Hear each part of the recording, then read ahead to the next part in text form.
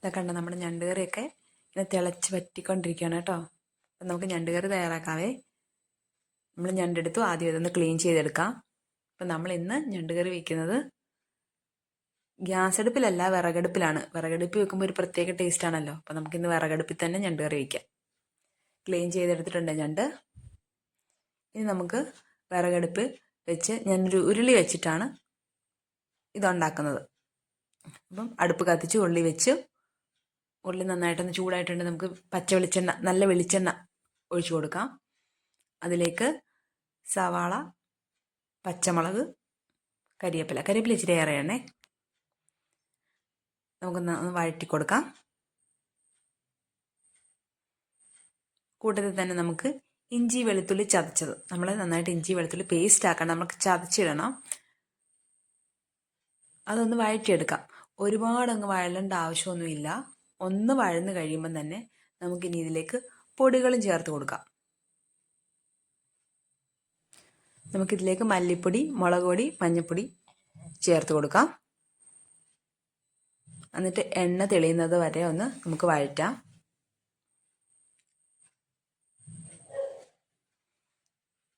ഇനി നമുക്കിതിലേക്ക് ഒരു 2 തക്കാളി അരിഞ്ഞ് ചേർത്ത് കൊടുക്കാം.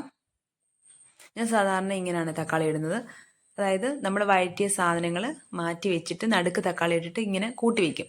അങ്ങനെ ചെയ്താലെന്ന് പറഞ്ഞു കഴിഞ്ഞാൽ തിരി കുറച്ച്, അതായത് അധികം തീ വെക്കണ്ട, ഇത് പെട്ടെന്ന് വഴന്ന് കിട്ടും നമുക്ക്. പിന്നെ ഞാൻ ചേർക്കുന്നത് ഗരം മസാല കേട്ടോ, വീട്ടിൽ പൊടിച്ച് ഗരം മസാല. അതിനകത്ത് കുരുമുളകിൻ്റെ ഉണ്ട്.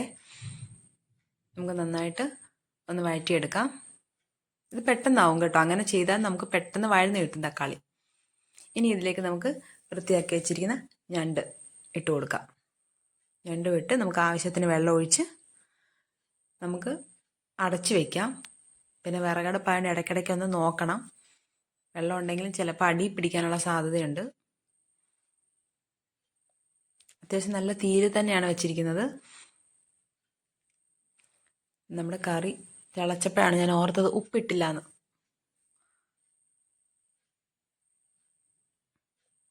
കറി നന്നായിട്ട് തിളയ്ക്കുന്നുണ്ട്.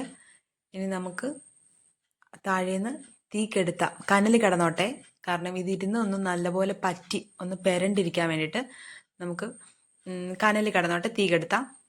അതിലേക്ക് നമുക്കിനി വെളിച്ചെണ്ണയും കരിവേപ്പിലയും കൂടി ഇട്ടിട്ട് കുറച്ച് നേരം ഒന്ന് അടച്ച് വെച്ചാൽ മതി. കറി സെറ്റായിട്ടുണ്ട്. നിങ്ങൾ ചെയ്തിട്ടില്ലാത്തവർ ഒന്ന് ചെയ്ത് നോക്കണം, എളുപ്പമാണ്.